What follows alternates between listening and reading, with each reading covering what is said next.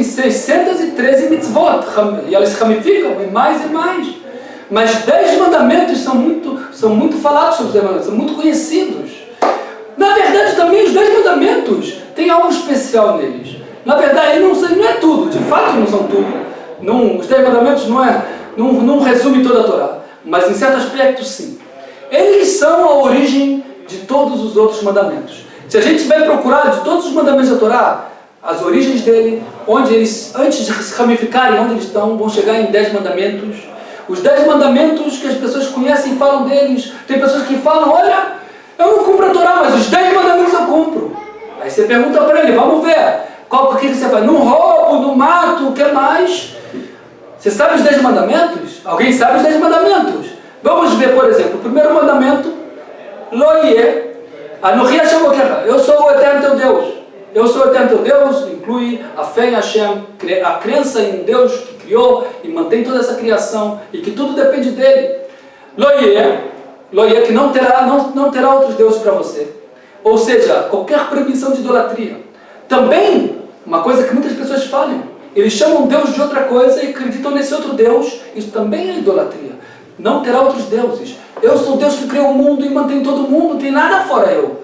Se você começa a chamar Deus, uma visão de Deus que você chama de Deus e não é Deus. Tem pessoas que chamam Deus de energia, de luz, Deus não é luz, Ele criou a luz. Deus não é energia, Ele criou a energia, como já falamos em outras ocasiões. Deus, na verdade, se você define Deus de uma maneira diferente, você está chamando de Deus outro Deus. Não tem outro Deus, é claro que só tem um domínio. Não tem o domínio do mal e o domínio do bem independentes. É claro que Deus que cria e mantém o bem e o mal. E o mal, na verdade, é só para servir o bem. No final vai ser revelado que tudo é para o bem. Isso não terá outros deuses. O único domínio é Deus. Anochi Loie, o terceiro mandamento, Lotissá, não falará o nome de Deus em vão. Não pronunciar o nome de verdade de Deus, o nome que representa a expressão que vem expressar o nome de Deus no mundo. Não falar esse nome, usar em vão, jurar em vão em nome de Deus em vão, não usar dessa maneira o nome de Deus. O quarto mandamento, Shabat. O Shabat, cumprimento do Shabat, o povo de Israel tem que cumprir o dia do Shabat, não fazer os 39 tipos de melachot, trabalhos proibidos do Shabat. Aí já muitas pessoas que falam que eu não sou religioso, mas eu cumpro os 10 mandamentos. Olha só, tá bom, idolatria, aceitar Deus, idolatria, não falar o nome de Deus em vão. Agora chega o Shabat. Realmente o Shabat, cumprir o Shabat, como a Torá ensina, não fazendo os trabalhos proibidos do Shabat. É o quarto mandamento. O quinto mandamento é honrar os pais. Honrar os pais também, justo vem depois do Shabat, porque os nossos pais também estão subordinados, também são obrigados a cumprir o Shabat, cumprir os preceitos de Deus. Então, quando o pai fala para o filho, meu filho rouba, meu filho vai e mata alguém, meu filho vai e desrespeita o Shabat, está proibido escutar os pais. Porque nesse caso os pais também estão indo contra Deus, e os pais também estão submetidos à vontade de Deus. É claro que tem que, com todo respeito, tratar os pais, tem que honrar os pais. E mesmo quando os pais falam para fazer uma coisa errada, com respeito explicar para os pais que não é permitido fazer tal coisa. É claro, sem faltar com respeito, sem gritar com os pais, e de falar de uma maneira honrosa. O sexto mandamento é Lotitzah, não assassinará. Muitas pessoas traduzem mal esse preceito e falam que não matarás. Não matarás não é um preceito, e sim não assassinarás. Por quê? Por que eu estou dando essa ênfase? Porque muitas vezes uma pessoa vem matar outra pessoa, ela pode em autodefesa se proteger, e antes da outra matar ela matar a outra. Isso não é proibido pela Torá, porque a pessoa tem o direito de se defender a vida dela. É claro que assassinar é quando você mata sem causa, sem justa causa. Isso é um dos 10 mandamentos. O sétimo mandamento, Lotinov, é ter fidelidade no casamento matrimonial e não trair. O oitavo mandamento, Lotignov, não roubarás. Também aqui esse mandamento, não roubarás, está se referindo a roubo de pessoas, sequestros. É claro que não roubar dinheiro de outro, é uma proibição da Torá também uma proibição lógica e social, mas também consta na Torá como proibição em outro local. Nesse local dos 10 mandamentos, é roubar uma pessoa, um sequestro. O nono mandamento, Lo taner erecha et shaker. Não dá um falso testemunho. Você é chamado para depor, num caso, não vem e fala em prol de alguém, ou por dinheiro, ou não por dinheiro, não testemunhar em falso. E o 10º mandamento é não cobiçarás. Não cobiçarás, aí é um problema, porque isso não depende muito da nossa consciência, é um sentimento. Então esse mandamento depende de que a pessoa vai se aprimorando, vai crescendo e vai entendendo que tem uma ordem no mundo, cada um tem o que ela merece, o que ela pode, o que é bom para ela, o que ela faz parte da missão dela nesse mundo, e ela não tem motivo de olhar para os outros, para o que os outros têm, para o dinheiro dos outros, para a esposa dos outros, para o marido dos outros, para a casa do outro, para o carro do outro, porque o que ela tem, o que ela precisa para fazer a função dela nesse mundo. Esses são os 10 mandamentos, que de fato, esses 10 mandamentos, a origem de alguma maneira vai sair todos os outros mandamentos da Torá, porém, não é ainda suficiente para nos completar com os 10 mandamentos. Toda a humanidade está submetida às 7 leis universais, tem que cumprir essas 7 leis e as ramificações delas.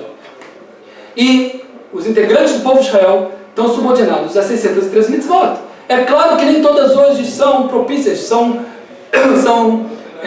possíveis de ser cumpridas, vamos dizer assim, porque o templo, várias das mitzvot estão correlacionadas com o templo, e hoje, infelizmente, o grande templo está destruído. Em breve será reconstruído, mas por enquanto está numa situação de destruição. Então, várias mitzvot, mandamentos que dependem do templo, da existência do templo, não podem ser cumpridas. Mas restaram ainda bastante outras mitzvot, preceitos para serem cumpridos. Para a pessoa se completar, ela tem que ter um conjunto, que ela vai trabalhando tanto a parte dela com ela mesma, o aprimoramento dela, o estudo da Torá. E de passagem eu quero falar que, inclusive, quando ela estuda os preceitos que atualmente não são possíveis cumprir, como eu falei, o caso do templo que está destruído, mesmo quando ela estuda, ela já traz influência para a alma dela desses preceitos também.